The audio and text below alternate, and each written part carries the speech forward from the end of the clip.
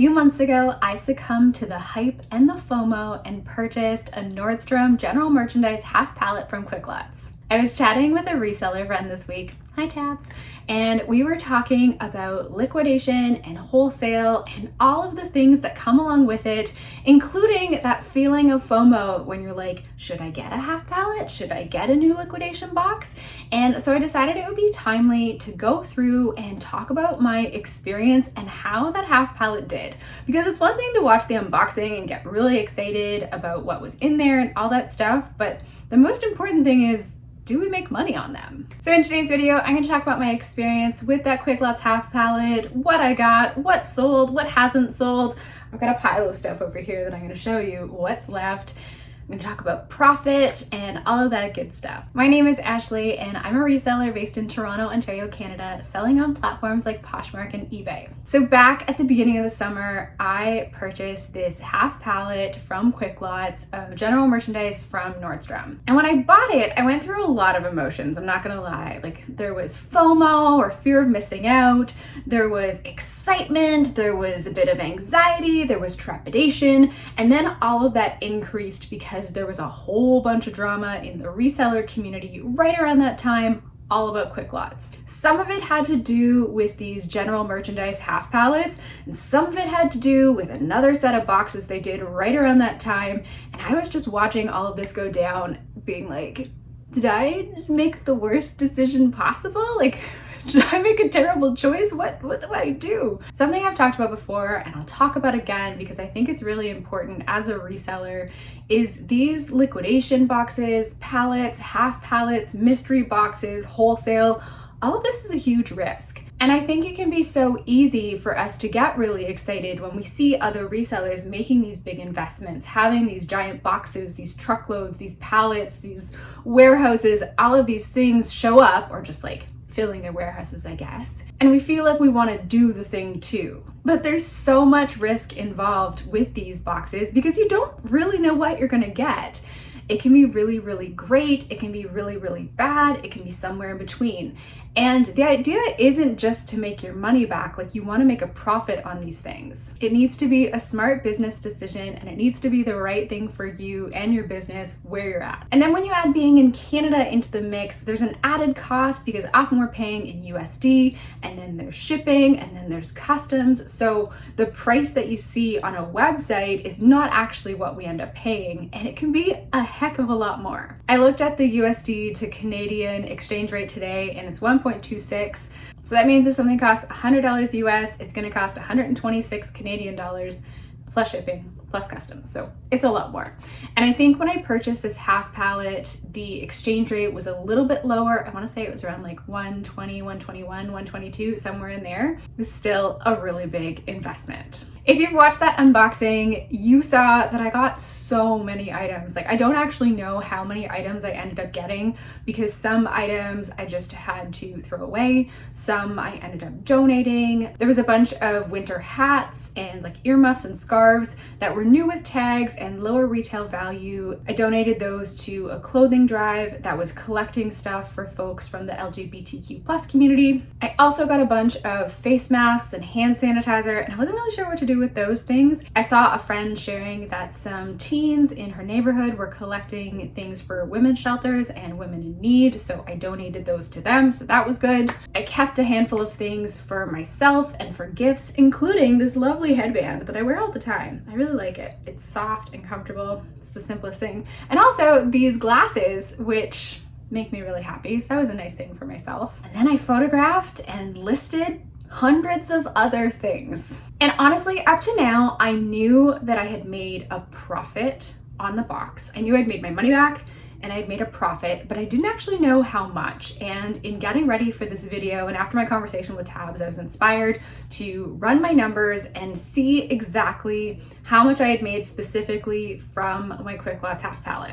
Let's go to the numbers. The half pallet ended up costing me $1,242.61 when you converted the USD to Canadian. I think it was just around like $1,000. So that's what the US exchange to Canadian exchange ended up being that day. I paid $211.47 in shipping, and then I paid $238.84 in customs, brings us to a total cost of $1,692.92. So that's a lot. In terms of items that I listed for sale, there was around 400, and that accounted for things as small as jewelry all the way up to some of the designer items that I received. As of now, I've had about 160 orders that included Quicklotz items.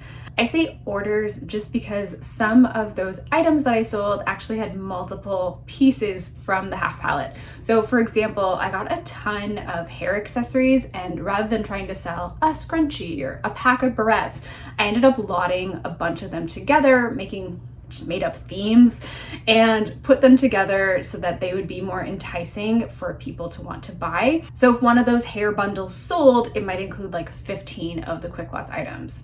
We'll say about 160 orders just to kind of try and keep things simple, although I might be making this more convoluted as we go. In the half pallet, I received a few items that I knew were gonna sell well. They were going to help me make my money back, and I felt really confident in those items.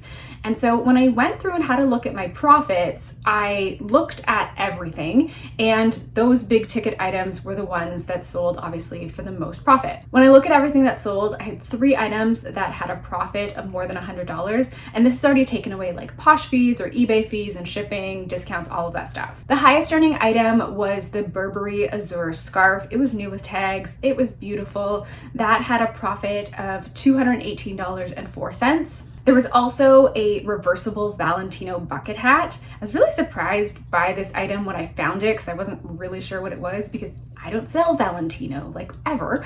And when I realized what it was, I was like, oh, this is good. The only thing about it was it had a mark on it, but thankfully I was able to get that out. The reversible bucket hat from Valentino, that sold in a bundle, and the profit was $172.25.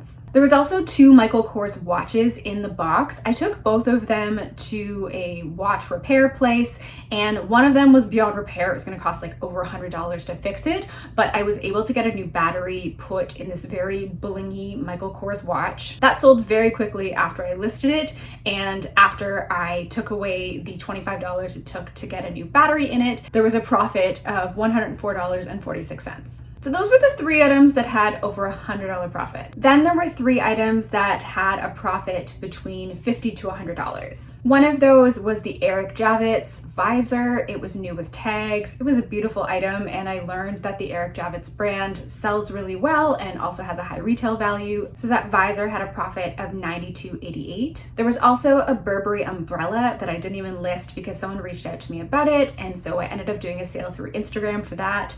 That sold with a profit of $86.47. There was also a couple of pairs of Smith goggles for skiing or snowboarding, and I recently listed both of those on eBay and they did really well. There was a Skyline style that was a bit more in demand, and those sold for a profit of $58.84. And then there was another pair called the Vogue style, and those sold for $49.35 profit. I talked about those 2 pairs of Smith goggles kind of in the same category, but only one of them sold with a profit of over $50. The other one, as I said, had $49.35, so it was almost there. So there were only 6 items that had a profit of $50 and above. Then there was a bunch of items that were in the $20 to $50 range. So there were those snow goggles, there was another Eric Javits hat. What else was in there? Oh, there was the Girlfriend Collective bra that had a profit of $40. There was an All Saints scarf, had a profit of $37.15. There were some gloves. There was sunglasses from Le Specs. There was some of the higher end jewelry pieces. It was a kind of wide range of stuff in there, and some of those items sold pretty quickly. Some of them took a bit longer to sell as well. In total, there were 38 items that had a profit somewhere between $20 and $50. When I looked at my ASP, or average selling price, for things that have sold so far, it was around the $18 mark. And so it makes sense to me that a lot of the items were kind of between $10 to $20. And in there were things like Spanx pantyhose, there was another bra, there were scarves, there were sunglasses, there was jewelry, there were hats, There was a bunch of those hair accessory bundles that I was just really grateful for because there were so many hair accessories. There was also a bunch of those banana split Christmas ornaments. If you watched the video, you saw that I received many of those banana split ornaments, 11 to be exact, and I somehow managed to sell them all in July and August, and I was just really grateful for that. I kept one for myself, and I'll put it on my tree as a memento of my reselling adventures this year. And then there were about 40 items that had profits between $2.53 and $9.57. And I think this was the thing with this half pallet, that it was really just about volume. And the reason I was able to make my money back and make a profit on it was just the sheer number of items that sold. And so some of these sales didn't feel super satisfying because you're like, cool, I made $2.53. And then when you take into consideration it went in a poly mailer and maybe I put a card in the mix as well, like, did I make that much on it, really? But then I'm grateful because it sold and it contributed to my profit on this half pallet. I'm always happy for any items to sell, but this whole thing was a ton of work. And so when an item sold and there was a profit of $2.53, it didn't feel as exciting as, let's say, $218. So I have made my money back, and so far I've made a profit of $1,284.86. And I still have a lot of things, many of which are right here. So there's still a lot of potential for me to continue making a profit on these items. And, I have thankfully gotten rid of quite a lot of them, but there still are probably, 200 items in here. And after reflecting on this, I'm kind of thinking that on some of them, I'm going to change my strategy, specifically the jewelry, because there was a lot of jewelry and a lot of it was Nordstrom house brands. And so things that never had a high retail value, don't have that much of a resale value. So I think what I'm gonna do with some of the jewelry is lot it up and try putting it on eBay and see how it goes. So like these Capelli studs, like there's so many packs of these. They retailed for $12 and looks like they went on sale for $4.80. So I don't know, I might try selling all of those together. There's also things in here, I'm ashamed to say this, but I'm gonna tell you anyway, that I haven't listed yet. And this week I'm also gonna go through and see what I haven't listed, like these Free People rings. And I don't know why I didn't list them. I think just because I didn't photograph them and maybe because I wasn't certain on the ring size. So I need to figure that out and I will list these. Oh, these free press earrings I have lotted up and listed on eBay. Let's see how those do. But then there's just like all of this like 14th and Union jewelry and Treasure and Bond and other things. So I think I'm gonna try taking photos of a huge lot and setting a price, and I just want this bin to be gone. There's also this random box of stuff.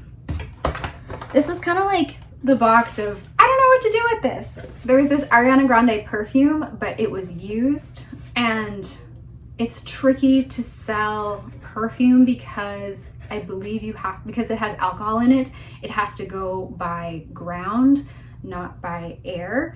And so I was thinking of trying to put this on Facebook Marketplace maybe. I don't know if there's a market for used perfume. It smells like sickeningly sweet. It's maybe just not my kind of fragrance. It's also very poofy. Do you like that you're getting like a second unboxing of things? Look at this bottle. It's a pretty cute bottle. This little poof. Oh yeah, it's so sweet. Should just say farewell to Ariana's perfume? I'm not really sure. This was a reed diffuser from the brand Antica Farmacista. I may just give this as a gift to someone because it retailed for a bit and it has a nice fragrance, but again, because it has alcohol in it, a little bit trickier to sell. Oh, I got this eyeshadow listed. No one's bought it. It's by Urban Decay. This foot cream, no one's bought this yet, but that's still for sale. And then these Fila hand grips. I was gonna put them up on eBay, but I haven't done it yet because they didn't seem like they were super profitable. I might try putting these up on Facebook Marketplace. That's this weird little box.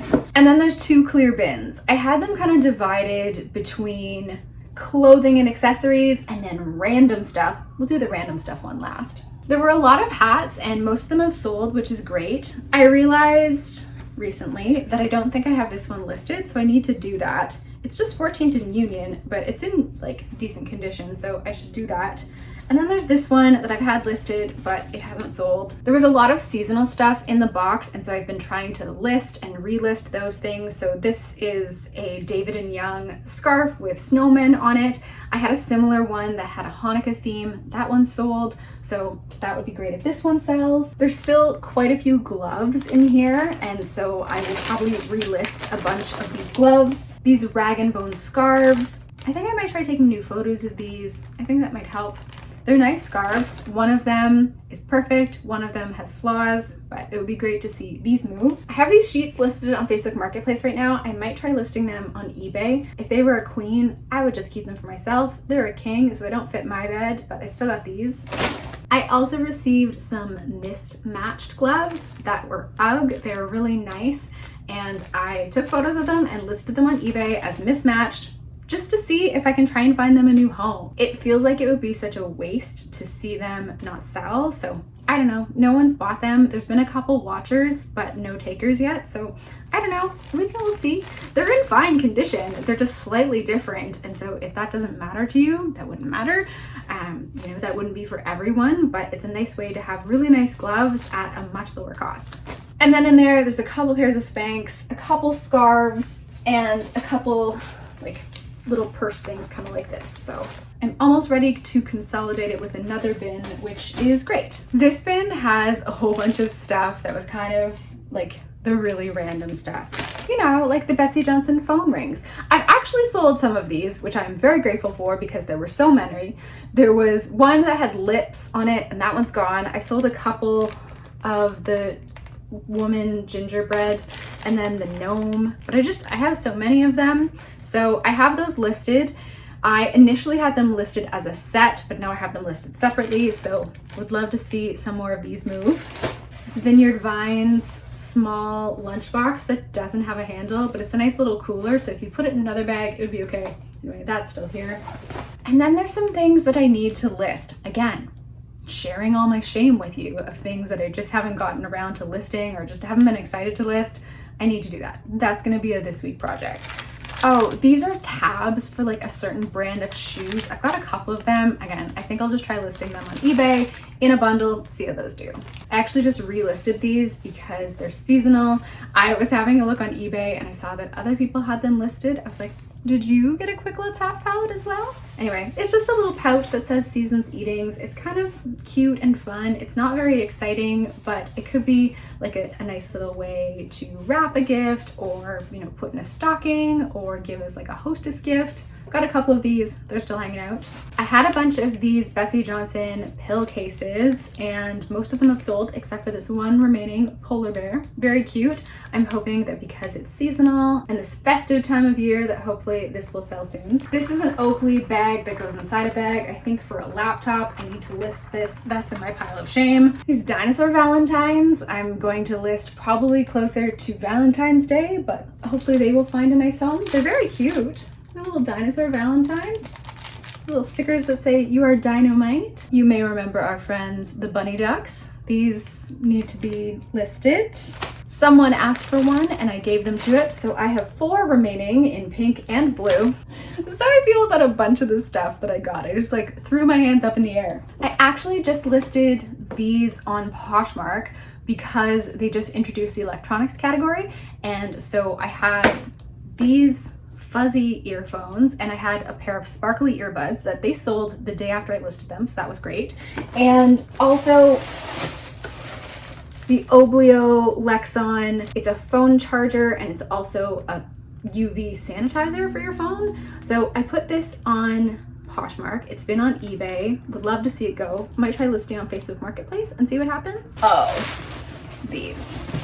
These are ID lanyards. They're faux leather, they're pleather. They come in a bunch of different colors. I've lotted them and listed them on eBay just recently, so I'm gonna try and see because I have so many of these. I've got pink, I've got blue, I've got snakeskin, I've got black. But to be honest, I'm actually pretty happy with how much has sold and what is left. Like, I think when I started to pull everything out, like there was just so much in that half pallet and I wasn't really sure how I was going to process everything, what was going to sell, and what that was going to look like. So I'm really grateful for the 160 orders of Quicklotz stuff and would love to continue to see these items that are remaining move along. As I said, making this video has inspired me to go through everything again, see what I can do with what's left, if I can list it somewhere else, if I can relist it, if I have missed it and it's in here somewhere and can't sell because it's not listed. There are definitely some things like gloves and some of the seasonal items that I'm going to continue to work on relisting because I think that will help to get some more eyeballs on them as well. I'm also just excited to get it down to one bin and maybe one small bin and just, it'll be very exciting once I see most of those pieces move. Given that it's been about 6 months since I started selling stuff from this half pallet, I think it's a great time to think about what's left and how I can get it selling. The big question I've been asking myself, and maybe you're watching this video because you'd like to know the answer, is would I do it again? And the answer is, honestly, I don't know. Overall, for me, it was a mostly positive experience. You know, my box took a little while to ship, but once it got here, it was good to go. You know, as you can see by what I've shared today and maybe what you saw in the unboxing, I got some really great items. I was able to make my money back. I was able to make a profit. All of that is positive. As I said, it hasn't been a wildly huge profit. I was able to make my money back. That was great. You know, I've earned some money on it. Average selling price about $18 on each item. I like my ASP to be higher than that. There were so many pieces that I wouldn't have bought and I probably wouldn't have in my house. So it's really tricky. And then once you factor in all the people who had like really bad experiences, there are people that I know are still ordering from Quicklotz and haven't had great customer service experiences, especially when it comes to shipping and all of that stuff, especially here in Canada. It's really hard to say. Like, it would really depend on what it was, what that looked like for my business, you know, what kind of inventory I needed or was looking for, what the cost of goods was going to be, like so many things. So I don't actually know. I don't have an answer just yet. I'm only one person, and I hope by sharing my unboxing and also sharing this video, it helps to give you a more full picture of what the Quicklotz half pallet of general merchandise in Nordstrom could look like. Because as I said, it's so exciting when you see an unboxing, but if you're not able to make your money back, if you're not able to make a profit on it, what's the point? I feel like I should have some big rah ending for this video, but I shared what sold, how much sold, what that actually looked like, ASP, what's left, what's not listed. I'm trying to think if there's anything else I should add, but I hope that I've given you lots of great information about this whole experience. If you have any other questions, leave them down in the comments. If you want to learn more about the pros and cons of liquidation and wholesale, I'd suggest checking out this video. If you enjoyed this video, please be sure to give it a like, and if you're not already subscribed, now would be an awesome time to do so. Thank you so much for watching, and I will see you soon. Bye, friends!